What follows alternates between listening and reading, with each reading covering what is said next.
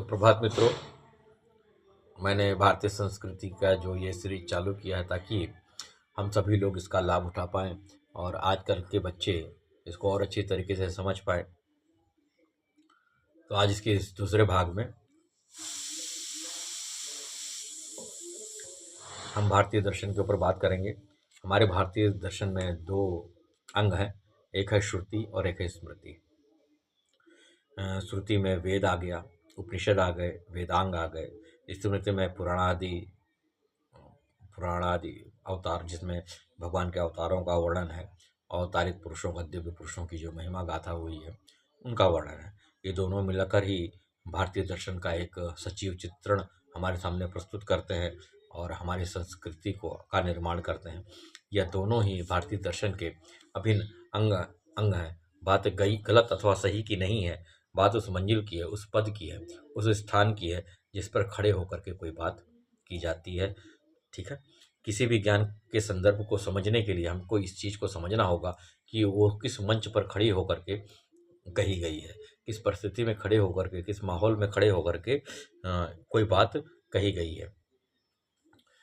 वेद और पुराण वस्तुतः मूलतः एक ही हैं। दोनों एक ही ज्ञान के बारे में चर्चा करते हैं, एक ही परमात्मा के बारे में चर्चा करते हैं। बस उसमें इस्तेमाल की गई, उसमें प्रयोग की गई संज्ञाएं, विधाएं, स्थितियां, परिस्थितियां केवल अलग अलग हैं, बाकी बात तो उन दोनों ने एक ही की है। अब वेदों के ऊपर आ जाएं हम, तो वेदों में लगभग कमोवेश 1 लाख श्लोक हैं। अब इसको समझने की आवश्यकता है। 1 लाख श्लोक हैं जिसमें 80,000 श्लोक सामाजिक हैं। 80%, 80,000 श्लोक जो है सामाजिक है, कि समाज में रहना कैसे है, देवी देवताओं का यजन है, रहना कैसे है, इसके नियम क्या हैं, सूत्र क्या हैं, इसके बारे में है। और जो 20% बचा हुआ है उसमें 16,000 जो हैं वो देवताओं के यजन के लिए हैं, देवताओं के आह्वान मंत्र हैं। 4,000 जो हैं वो अध्यात्म के विषय पर है, कि व्यक्ति स्वयं की तरफ कैसे आए। इन्हीं 4,000 श्लोकों का एक अनुमानता मैंने जो ये अनुपात निकाला है अपने अध्ययन से, वो ये है 80% और 20%। 80% जो है सामाजिक हैं, 20% जो है उसमें 16 उसका जो 80% है, यानी कि 16,000 श्लोक जो हैं वो देवताओं के यजन के लिए, और 4,000 जो है वो आध्यात्मिक विषय पर है। ये जो 4,000 श्लोक हैं यही उपनिषद हैं। वेदों में ही उपनिषदों का ज्ञान मौजूद है, और यही 4,000 श्लोक जो है हमारे सामने, हमारे समक्ष उपनिषद के रूप में मौजूद हैं। वास्तव में ये जो है ईश्वर को पहचानने के लिए, उपनिषदीय ज्ञान मतलब ईश्वर को पहचानना और स्वयं को पहचानना। बस प्योरली जो ईश्वर को पहचानने के लिए और स्वयं को पहचानने के लिए जो मंत्र वेदों में आए हुए हैं वो उपनिषद में उपलब्ध है। बाकी 16,000 अन्य प्राकृतिक देवी देवताओं के आवाहन मंत्र हैं, उनके पूजन मंत्र हैं, और ऊपर के 80,000 हमारी सामाजिक संस्कृति, हमारा सामाजिक ताना बाना कैसा हो, ये उसके बारे में हमको दिशा और दशा दोनों बताते हैं। इन्हीं उपनिषदीय सूत्रों में मैं और मेरे स्वरूप की चर्चा की गई है। इन्हीं उपनिषदों के सार को वेदांत की संज्ञा दी गई है। वास्तव में परमात्मा के शोध विधि के शोध विधि का अंत जहाँ पर होता है उसी को ही वेदांत कहा जाता है। जब परमात्मा के शोध में, परमात्मा को खोजने के मार्ग में हर एक विधि का जो परिणाम है वो वेदांत है, जो कि अवतारवाद, बहुदेववाद की पृष्ठभूमि को सुदृढ़ करते हैं। अधिकांशतः लोग पुराणों को कथा और इतिहास समझते हैं, ऐसा नहीं है। ये शाश्वत है, वो वक्त है जो गुजर चुका है, और ये लीलाएं जो है किसी एक विशेष काल की नहीं है। देखिए, इतिहास और पुराण में एक फ़र्क है। आप पुराण को इतिहास भी कहा जा सकता था, लेकिन इसको पुराण क्यों कहा गया? पुराण वो है जो बार बार रिपीट हो, और इतिहास वो है जो एक बार बीत जाए, वो अब बीत जाए। तो पुराण और इतिहास में ये 2 फर्क है। तो पुराण इसलिए कहा गया क्योंकि ये कथाएं जो हैं, इन अवतारों की कथाएं भिन्न भिन्न नामों से, भिन्न भिन्न स्वरूपों में ये बार बार घटित होती रहती हैं हमारे समाज में, हमारे परिवेश में, इसलिए पुराण है ये। बस हम पुराणों को समझ नहीं पाते जब वो घटित होता रहता है। और जो हमारे सामने लिखा हुआ पुराण है, हम कभी उसके सार में नहीं उतर पाते। और ये दोनों क्या कहते हैं, ये दोनों हमारे लिए उलझाव पैदा करने वाला है। ये दोनों हमारे लिए उलझाव पैदा करने वाला है। जो भी मनुष्यों द्वारा रचा गया है, वो सब के पीछे एक उद्देश्य है, सब उद्देश्य पूर्ण है, परंतु हम उस मंजिल पर नहीं खड़े हो पाते जिस स्थान पर, जिस पद पर, जिस मंजिल पर उन्होंने खड़े होकर के या बैठ करके इस ग्रंथ की रचना की। वास्तव में उनकी रचना भेदपूर्ण नहीं है, उनकी रचना रहस्यपूर्ण है, ताकि हिंदुस्तान के आम जनमानस को वो स्पर्श कर सकें अपनी भाषा से, अपनी उन कथाओं से। और वो निहितार्थ जो वेदों में लिखा गया है, वो कथाओं के माध्यम से उसमें प्रयुक्त क्या बोलते हैं उनको, पात्रों के माध्यम से उस मैसेज को, उस निहितार्थ को समझा सकें। तो गलती पुराणों के लिखने वाले मनीषियों की नहीं है, गलती हमारी है कि हम जो है अपने स्तर पे खड़े होकर के उन पुराणों को देखते, पढ़ते और समझते। बात पुराणों की करें या श्रुतियों की करें या उपनिषदों की करें, ये सारी की सारी चीज़ें, उनमें मौजूद जो निहितार्थ है, जो उनमें मौजूद ज्ञान है, हमको उसी परम तत्व की तरफ इशारा करता है, हमारे लिए उसी परम तत्व की ओर जाने का मार्ग सुलभ करता है। मेरे कई ऐसे मित्र हैं जो कि काफ़ी आक्षेप करते हैं इस बात पर। आजकल तो बौद्धिज्म का भी ज़माना चल गया। मैं तो कहता हूँ कि बौद्धिज्म तो वो तो अनपढ़ों का पथ ही नहीं है, वो इंटेलेक्चुअल का पथ है, चाहे वो कोई भी हो। अगर उसको उसकी बौद्धिक क्षमता उच्चतम नहीं है, पातंजलि योग सूत्र है पूरा का पूरा, वो भक्ति का विषय नहीं है, वो तो कर्म का विषय है, वो योग का विषय है, उसमें तो बुद्धि चाहिए।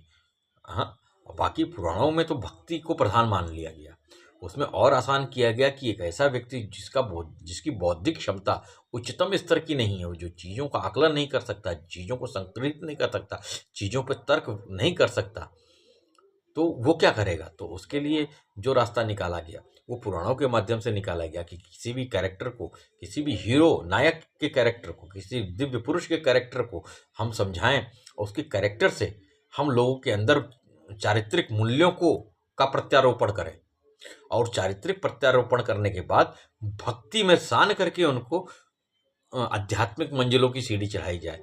ये पुराणों के निहितार्थ है। वो पुराणों के निहितार्थ इसलिए नहीं है कि वो दोनों को आपस में लड़वा दिया जाए या तय बड़ी है मैं बड़ी में डाल दिया जाए। इसको बड़े ही ढंग से समझना होगा। अगर हम ढंग से नहीं समझेंगे तो ये तो महासागर है, बस कभी उधर की लहर हमको इस थपड़े में लेके जाएगी, इधर की लहर हमको उस थपड़े में लेके जाएगी, और हम जो है हम इसी में उलझते रह जाएंगे।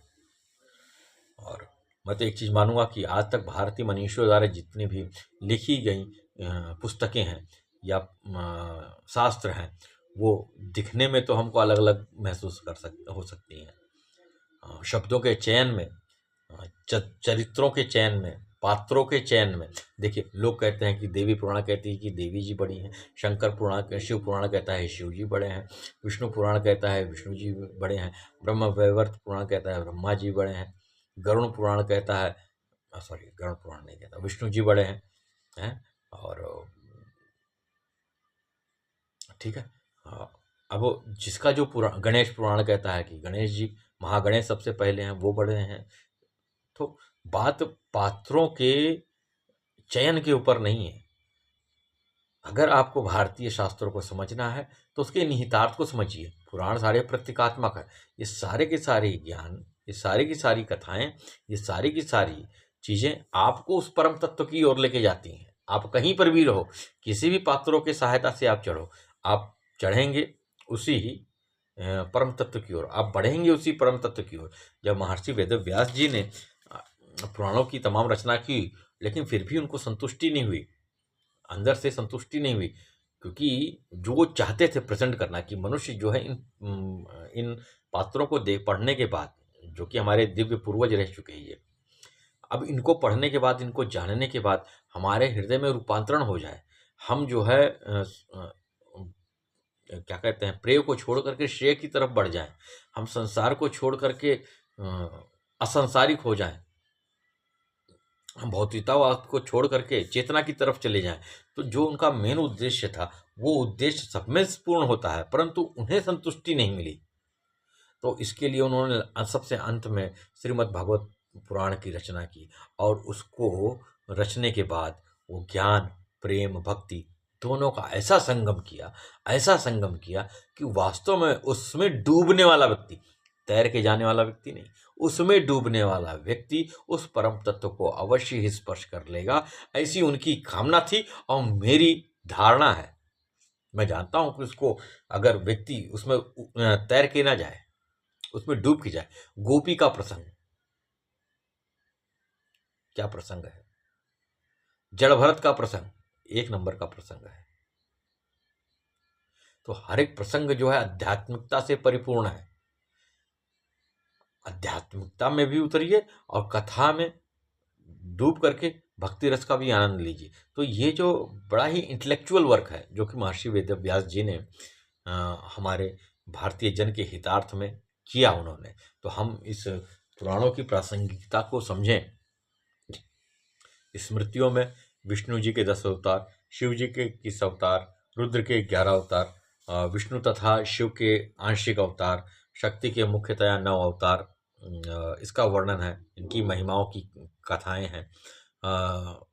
और इन्हीं लोगों को ईश्वर के रूप में आज का आम जनमानस पूजता है। महत्वपूर्ण यह है कि ये जो दिव्य पुरुष हमारे बीच से गुजरे,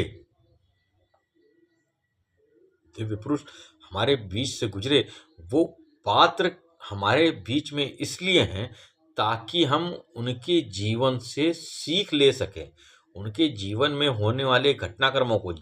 मैंने वापस से कहा कि पुराण जो है वेद के निहितार्थ को हमारे सामने रखते हैं, वेद का जो ज्ञान है उसको हमारे सामने रखते हैं, तो हम उनको समझें और उसको अपने जीवन में उतारें, न कि 2 अगरबत्ती लगा करके इन पात्रों की, इन प्रमुख पात्रों की पूजन कर लें। हाँ, उनके अंदर दिव्यता है, जब आप उनके सानिध्य में रहोगे तो वो स्वतः ही तुम्हें प्राप्त होगा, वो स्वतः ही उनके सानिध्य का जो शुभ प्रतिफल है वो स्वतः ही तुम्हें प्राप्त होगा। परंतु जो मुख्य धारा है, वो मुख्य धारा ये है कि उन्होंने अपने जीवन में जिस चीज को आपके समक्ष प्रस्तुत किया, हम उसको अपने हृदय से कितना स्वीकार कर पा रहे हैं, महत्वपूर्ण यह है। इसके अलावा भी देवी देवताओं की एक श्रेणी है हमारे पुराणों में, जो कि प्रकृति में जो शक्तियां कार्य कर रही हैं, प्रकृति में जो शक्तियां छुपी हुई हैं, ये उनका व्यक्तिगत स्वरूप है। यानी कि उनको, उन शक्तियों को, ऐसी शक्तियां जैसे कि पानी का बरसना, बिजली का कड़कना, ये प्राकृतिक घटना है। हवा का चलना, अग्नि, ये सब प्राकृतिक है, लेकिन हमने इनको एक व्यक्तित्व में बदल दिया। तो ये भी समझ, प्रतीक दिया गया ताकि हम उनको और ज़्यादा रिलेट कर सकें, और ज़्यादा उनके करीब जा सकें। जब हम करीब पहुँचेंगे, अगर हमारी उनकी नज़दीकी होगी, तो ही हम उसके गुणों को, उस तत्व को समझ पाएंगे। और अज्ञानवश हमने उनको स्वीकार तो किया, परंतु स्वीकार करने के साथ ही वहीं पर स्टॉप लगा दिया कि अब बस, अब ये 2 अगरबत्ती वाला मामला इनके साथ में है। ये हमारा भ्रम है, इसको मैं और आगे खुलवाऊं, क्योंकि ये चीज जरूरी है कि हम जब दृष्टि डालें, हमको जब चीज़ों के बारे में जानकारी हो तो 100% चीज़ों के बारे में जानकारी हो, ताकि हम और बेहतर तरीके से अपने इस जीवन में निर्णय ले सकें, और बेहतर तरीके से अपने इस जीवन में निर्णय ले सकें। ये सब आपस में इतना ज़्यादा उलझे हुए हैं, इतना ज़्यादा, मैंने बताया ना कि बहुत सारे लाखों संत, करोड़ों संत बीते, लाखों अवतार हमारे यहाँ पर। मैंने कहा कि पुराण कोई एक समय की घटना नहीं है, ये अनवरत चलने वाली घटना है। तो इतने अवतार हुए कि सबकी शिक्षाएं, सबके रूप आपस में इतने गड़बड़ कर गए हैं कि हमारे पास केवल खिचड़ी बची हुई है। हम कभी एक पल में ये होते हैं, कभी एक पल में वो होते हैं, कभी एक पल में हम शैव हो गए, कभी एक पल में हम अघोर हो गए, एक पल में हम दास हो गए, एक पल में हम भगत हो गए, एक पल में हम वैष्णव हो गए, एक पल में हम शाक्त हो गए, एक पल में हम कौलाचारी हो गए। तो पूरा जीवन जो है इनका एक खिचड़ा का स्वरूप है। अगर ये महासागर है, ये उलझी हुई गुत्थी है, हम इसको कितना भी खोजे, पूरा जीवन निकाल देंगे, हम इसके सिरे को नहीं खोज पाएंगे, क्योंकि वास्तव में आज हमारा जो इतिहास है वो लाखों वर्ष पुराना है। हम इसको नहीं सैद्धांतिक रूप से हम इसको स्टेप बाय स्टेप नहीं कर सकते। हाँ, अब हम समझने के लिए उसमें कई सारे स्टेशंस बना सकते हैं, ताकि ये गुत्थी तो नहीं सुलझ पाएगी, लेकिन हम इस पूरे गुत्थियों में जो मटेरियल्स लगे हुए हैं वो समझ सकते हैं कि कहाँ कहाँ से सिरे आकर के इसमें इस गुत्थी में उलझे हुए हैं। मैं एक बात को बहुत अच्छी तरीके से स्पष्ट कर देता हूँ आप लोगों के सामने। मैं इनके पूजन से, मैं इनके यजन का विरोधी नहीं हूँ, परंतु भारतीय ज्ञान अपने वास्तविक स्वरूप में जाना और पहचाना जाए, मैं इसका मेरे पास इसकी चाहवश है। आज जो सब गड़बड़ हो गया है, नहीं, मैं चाहता हूं कि वास्तव में वी आर रिच। हम अध्यात्म मामले में, हम ज्ञान के मामले में सर्वोपरि हैं, बहुत ज़्यादा आगे हैं, बहुत ज़्यादा। जिस दिशा से जो भी मार्ग अगर कहीं अध्यात्म के विषय में निकला है पूरे विश्व में, तो उसकी बीज अवश्य ही आपको आपके शास्त्रों में कहीं न कहीं मिल जाएगी। चाहे वो ज़ोरास्ट्रियन हो, चाहे वो पारसी हो, चाहे वो ईसाई हो, चाहे वो मुस्लिम हो, चाहे वो सिख हो, कोई भी हो, तो उसका बीज कहीं न कहीं आपको हमारे धर्म में, हमारे इस महासागर में, मैं इसको महासागर कहता हूँ, इस महासागर में, तो मेरी एक ही चाहना है कि हमारा जो भारतीय दर्शन है वो उसके असल अस्तित्व में, असल रूप में पहचाना जाए। और उसके बाद तो तमाम सारी चीज़ें हैं, उसके बाद तो तमाम सारी चीज़ें हो सकती हैं। बस एक चाहना, और यही एक उद्देश्य है कि मैं इस रिकॉर्ड्स को बना रहा हूँ। और पूर्ण ज्ञान ही हमारी भौतिक, सांसारिक, आध्यात्मिक विषय में हमारे लिए संतुष्टि ला सकता है। आप कभी बैठिए, चिंतन करिए, और आप सोचिए कि आपको अपने भारत के संस्कृति के बारे में क्या पता है। तो मोस्टली नाम आ जाएगा देवी देवताओं का, नाम आ जाएगा गणेश जी का, नाम आ जाएगा त्रिदेवों का, नाम आ जाएगा, और इनकी चंद एक आध दो कथाओं का नाम आ जाएगा। बस यही सब कुछ है, बस यहीं पे मामला ख़त्म हो गया, बस यहीं पर हम रुक जाएंगे, ठीक है ना। लेकिन इसके मूल में जो मुख्य रहस्य है, हम उससे अछूते रह गए। यही वजह है कि आज भी हम अंदर से संतुष्ट नहीं हो पाते। जो ज्ञान हमारे पास होना चाहिए था अपने बुजुर्गों से, अपने बड़ों से आया हुआ, वो ज्ञान का लेश मात्र भी हमारे करीब नहीं होता। उसके कारण हम हैं, क्योंकि हमारे पास जो ज्ञान है वो अधूरा है, और जो हमें परोसा भी जाता है ज्ञान, वो ज्ञान भी हमको आज अधूरा ही परोसा गया है। अब ईश्वर जाने, मैं तो एक चीज़ बड़ी दावे से कहता हूँ कि हमारे भारतीय समाज को अनपढ़ों ने उतना दूषित नहीं किया जितना इस मंचों पर बैठ करके पढ़े लिखों ने किया है। उनको चाहिए कि वो वहाँ से बैठ करके जो हक है, जो सत्य है, उसका प्रतिपादन करें, उसके पॉजिटिव और निगेटिव दोनों को बताएं, और हर मनुष्य को ये मौका दें कि वो स्वतः ही चिंतन कर सके, क्योंकि दूसरे का दिया हुआ ज्ञान बोझ होता है, और स्वयं के द्वारा अनुभूत ज्ञान जो है, जो तर्क चिंतन से प्राप्त होता है, वो प्रसाद होता है। तो हर एक व्यक्ति को ये मौका होना चाहिए कि वो इस पर चिंतन करे। और हमारा वैदिक ज्ञान इतना सक्षम है कि हमारे वो भौतिक, आध्यात्मिक दोनों पक्षों को वो संतुलित करके लेके चल सकता है। आज वैदिक ज्ञान का कोई मामला ही नहीं है। अगर वैदिक ज्ञान कहीं पर रुक गया है तो केवल हवन तक का रुक गया है, या उन तमाम विधाओं को लेकर के रुक गया है जो हमारी सांसारिक कामनाओं की प्रतिपूर्ति कर सकें। इसके अलावा हमारा वैदिक ज्ञान कहीं और दिखता नहीं है। जरूरी है कि हम भारतीय समाज में उपनिषदों के महत्व को समझें, उपनिषदों के अध्ययन और अध्यापन के महत्व को समझें, क्योंकि यही वो विषय है, यही वो मार्ग है जिससे मानव मात्र के जीवन में संतुलन पैदा हो सकता है, उसके जीवन में संतुष्टि पैदा हो सकती है।